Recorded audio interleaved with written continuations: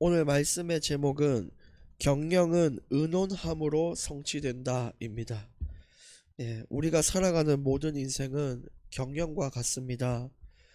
경영자가 누구냐에 따라서 회사의 운명이 달라지듯이 우리 인생의 최고의 경영자는 바로 하나님 아버지십니다.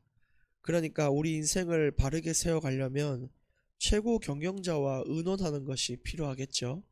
그래서 늘 하나님께 질문하는 것이 우리 인생을 바로 세워나가는 길입니다. 뿐만 아니고 하나님은 많은 동역자를 우리에게 주셨습니다. 그 동역자 중에도 정말 하나님 앞에 지혜를 가진 자들이 있을 것입니다.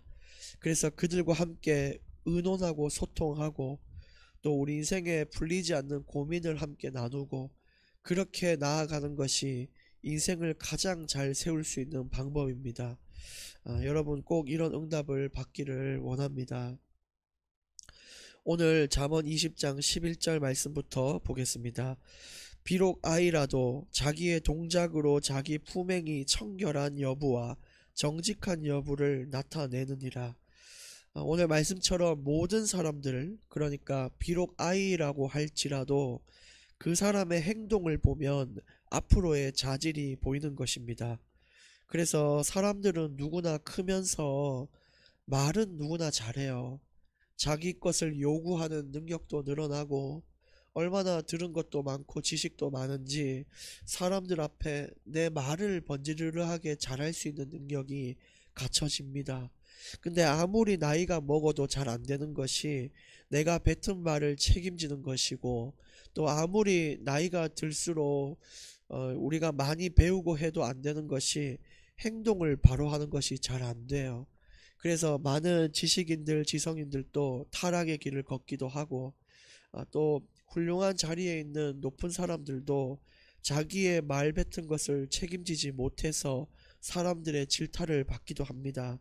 그러니까 우리에게 가장 중요하게 가져야 될 것은 말을 잘하는 것이 아니라 행동을 바로 하는 것입니다. 겉과 속이 같은 삶을 사는 것입니다. 자녀들을 키울 때도 제일 중요한 것은 말을 잘하는 아이로 키워서는 안 됩니다.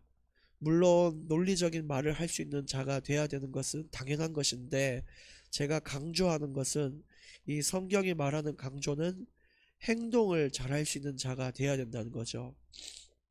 똑똑한 사람보다 더 중요한 것은 사람을 존중하고 공경하는 사람을 키우는 것이 중요하고요. 말을 잘하는 것보다는 행동이 바르고 또 하나의 작은 약속이라도 지킬 수 있는 아이로 만드는 것이 인생을 가장 잘 경영하는 것이다, 이렇게 볼 수 있습니다. 거기에 힘쓰는 교회가 되기를 원하고 가정이 되기를 원합니다. 또 그렇게 내 자신이 살아가기를 원합니다. 12절 듣는 귀와 보는 눈은 다 여호와께서 지으신 것이니라. 우리에게 주신 귀, 눈, 발, 코, 각종 장기 전부 하나님이 주신 것입니다. 그래서 그걸 어떻게 쓰냐가 중요한 것이죠. 우리에게 주신 발이 과연 하나님을 위하여 향하는 길로 걸어가는 데 쓰이고 있느냐? 우리의 귀가 세상 많은 노래들과 세상의 많은 것들을 말을 들을 수 있는 귀인지, 아니면 하나님의 말씀을 위하여 사용하는 귀인지 잘 들어야 될 것이고요. 눈 역시도 내가 좋아하는 거, 탐욕스러운 걸 보는 거기에 사용되어야 될 눈인지, 하나님이 보여주신 세상을 보고 이 분별하는 눈을 가질 것인지, 그걸 가지고 어떻게 하나님께 쓰냐, 그걸 점검해야 돼요. 오늘 또 한번 돌아보십시오. 나의 발길은 어디로 향하냐? 나의 눈은 뭘 보고 있냐? 내 귀는 과연 무엇을 통하여 즐거우고 있냐? 그런 것들이 참 중요합니다. 그래서 그렇게 살기를 원하고요. 13절, 너는 잠자기를 좋아하지 말라. 네가 빈궁하게 될까 두려우니라. 네 눈을 뜨라. 그리하면 양식이 족하리라. 우리가 잘 아는 말 중에, 우리가 잠을 자면 꿈을 꾸지만 우리가 성실하게 움직이면 꿈을 이룬다라는 말이 있죠. 거기에 충분히 공감하는 것입니다. 성실한 자는요, 인생을 든든히 세우게 됩니다. 힘들어도 마땅히 할 일 다 하고, 또 우리가 생각을 바르게 하고 입술을 그냥 번지르르한 말을 하는 것이 사실은 인생에 큰 변화를 가져다 주지 못해요. 그것은 시작인 것입니다. 생각을 바르게 하고 입술의 고백을 바르게 하는 것은 우리 인생을 변화시키는 시작인 것이지, 본질적인 것은 그것을 행하냐 안 행하냐가 결정을 합니다. 우리가 머리로는 많은 걸 생각하죠. 올 내년에는 뭐 영어 공부도 시작하고 살도 좀 빼고 이제 하나님을 위해 살고, 누구나 그렇게 해요. 누구나 그런 시작이 있습니다. 그러나 그것을 행동으로 옮기는 자는 굉장히 소수인 것입니다. 그러므로 잠자기를 좋아하지 말라, 이 말은 성실하게 실제 내 행동을 통하여 인생의 변화를 이루라는 것입니다. 게으름을 이기는 것이요 얼마나 어려운지요 겪어본 사람들은 알 것입니다. 그러나 우리가 행하기 어려운 것일수록 인생에 큰 변화가 온다는 것을 기억하셔야 됩니다. 성경 읽기가 어려워도 힘쓰셔야 되고, 부지런하게 운동도 하셔야 되고, 아침에 일찍 일어나 기도도 해보셔야 되고, 그런 성실한 자를 하나님께서 쓰시죠. 우리가 회사의 대표라고 했을 때 여러분 어떤 사람을 쓰시겠습니까? 말을 잘하는 사람을 쓰시겠습니까? 말 없이도 성실하게 보여주는 자를 쓰겠습니까? 하나님 앞에 쓰임 받을 수 있는 일꾼이 되시기를 정말 예수님의 이름으로 축복합니다. 14절, 물건을 사는 자가 좋지 못하다 좋지 못하다 하다가 돌아간 후에는 자랑하느니라.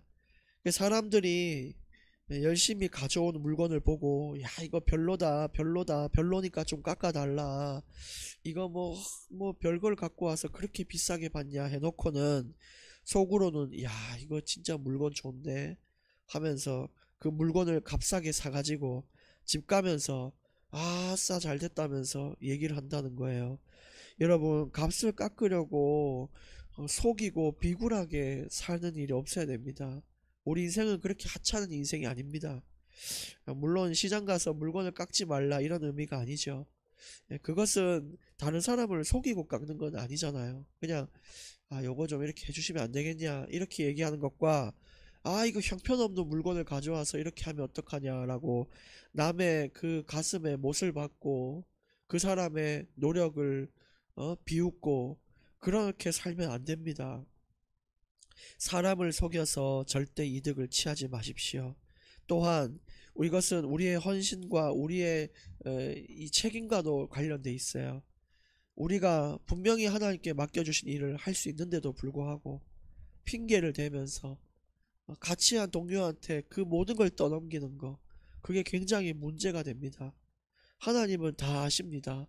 여러분, 우리가 이것도 사람을 속이는 것 같아요. 내가 지금 그런 거 그거 못하니까 뭐 알아서 좀 해달라. 그래 놓고는 다른 사람한테 일 다 맡기고 자기는 둥가둥가 놀고 있으면은, 그게 값을 속여서 파는 것과 사는 것과 뭐가 다르겠습니까? 그러니까 어찌됐든 핵심적인 부분은 남을 속여서 이득을 취하지 말라는 것입니다. 15절, 세상에 금도 있고 진주도 많거니와 지혜로운 입술이 더욱 귀한 보배니라. 세상에는요, 금도 많고 진주도 많대요. 근데 찾아보기 더 어려운 게 있습니다. 금과 진주보다 더 찾기 어려운 사람이 지혜로운 입술을 가진 사람입니다. 너무너무 없어요. 하나님은 이런 자가 나타나기만 하면 바로 들어쓰실 만큼 없어요. 그러니까 여러분, 이런 자가 되셔서 하나님의 사랑을 잔뜩 받는 자들이 되시고 인생을 하나님께 기억되게 하는 자가 되시기를 바랍니다. 얼마나 소수인데 진짜 이게 보배라고 그러는 것이죠.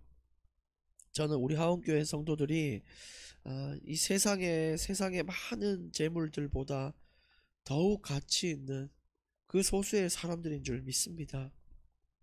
그리고 더 나아가 지금 여러분이 오늘 가실 학교와 그 현장에도, 직장에도 진짜 여러분은 0.1%의 귀한 보배인 줄 알고 가시기를 바랍니다.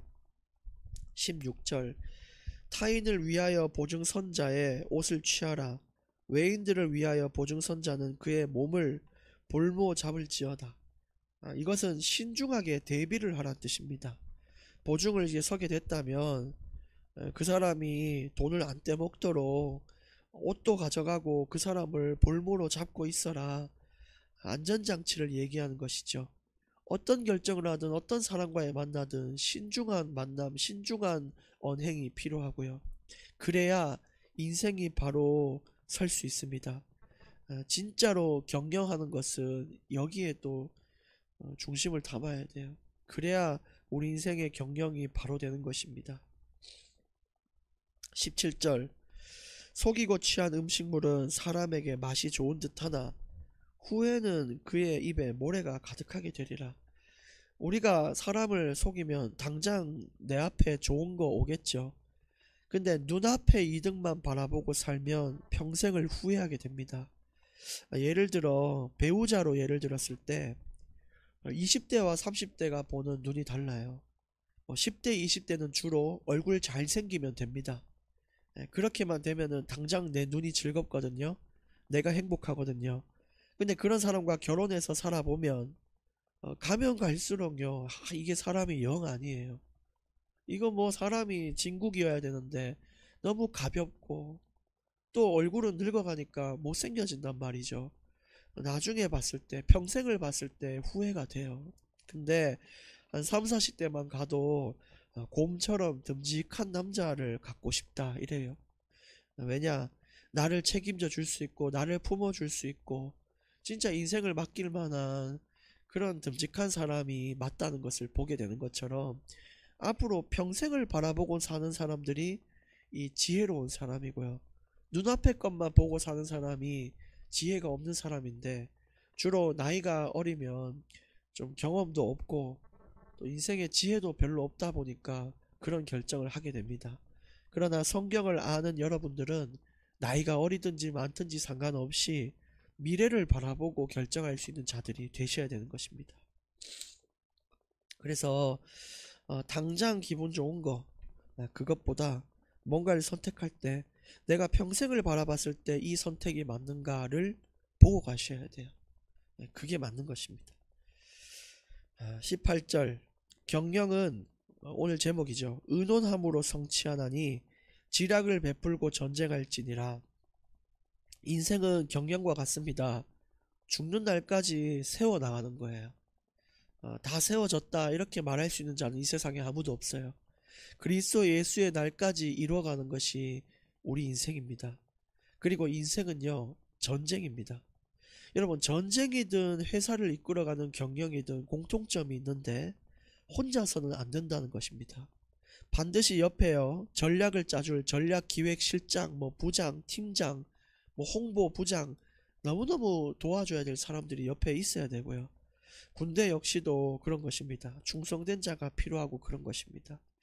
안 그러면 전쟁에서 이길 수가 없어요. 어떻게 혼자 총 들고 나가 저 세상에 거친 사람들과 싸워 이기겠습니까? 그래서 오늘 말하는 말씀 전체의 핵심은 주변의 지혜자들의 말을 경청할 수 있어야 되고요. 가족이나 동료들과 함께 인생을 좀 의논할 수 있는 인생을 사시는 게 좋아요. 뭔가를 자꾸 독단적으로 결정하거나 그렇게 해서 머리를 쥐어 싸매지 마시고 고민을 나누고 전략을 짜면 승리하는 전쟁이 될 것입니다. 우리 교회에서 또 그런 은혜가 있기를 원합니다. 19절 두루 다니며 한담하는 자는 남의 비밀을 누설하다니 입술을 벌린 자를 사귀지 말지니라. 이 역시 마찬가지예요. 인생은 혼자 사는 거 아니잖아요. 인생은 주변에 나를 도와줄 자가 있어야 되고 내게 지략과 전략을 말해줄 자가 있어야 됩니다. 근데 다른 사람을 자꾸 험담하고 까내리고 적이 되는 인생을 살면 전쟁에서 혼자 싸우는 인생과 같아요. 결국은 패전병이 되어 노예가 되고 포로가 되어서 비참한 마무리를 하는 것입니다. 그러니까 두루 다니며 남을 칭찬하는 자가 되십시오. 항상 누군가를 갔을 때 다른 사람을 칭찬해보는 인생을 되십시오. 우리 그 훈련은 잘 안 돼요. 어디 가면 남을 칭찬은 잘 안 해요. 근데 남을 욕하는 건 참 잘합니다. 희한하죠. 반대로 한번 가보기를 원합니다. 오늘 누군가에게 다른 사람을 칭찬해 보십시오. 야, 우리 교회 그 청년이 참 뭐 이것도 잘하고 참 성격이 이렇다. 여러분, 그 시작이요, 아주 큰 우리 인생의 기쁨을 가져다 줄 것입니다. 작은 시작이요, 하나님은 큰 응답으로 베풀어 주십니다. 오늘 마지막 20절. 자기의 아비나 어미를 저주하는 자는 그의 등불이 흑암 중에 꺼짐을 당하리라. 이 등불이 꺼진다는 것이 참 어떤 의미냐면 완전한 희망의 상실을 말해요. 여러분, 캄캄한데요, 불빛 하나 없으면요, 길을 잃잖아요. 그렇게 된다는 것이고요. 바다에서도 등대가 꺼지면 배들이요, 사고를 당해요. 엄청난 재앙을 말하는 것입니다. 그러므로 부모를 업신여기지 마시고 부모를 공경하시고 존중하시길 바랍니다. 하나님 다음으로 인생 최고의 경영자가 누굴까요? 부모님이십니다. 우리 인생의 옆에서 가장 최고의 전략을 짜줄 분이 하나님 다음으로 누구냐? 부모님이십니다. 세상 모든 사람들이 나를 버려도, 내가 대표인데 직원이 나를 버리고, 내가 군대의 장관인데 이 군사들이 나를 버려도 끝까지 내 옆에서 싸워주는 한 군사가 있어요. 자기의 목숨을 바쳐서 나와 같이 싸워주는 한 사람, 그 두 사람은 늘 내 옆에 있는 군인이 있다니까요. 그게 누구냐? 여러분의 부모님이십니다. 그러므로 공경하는 인생을 살기를 원합니다. 결론을 세 가지 말씀드립니다. 첫 번째, 하나님께 질문하라. 왜냐?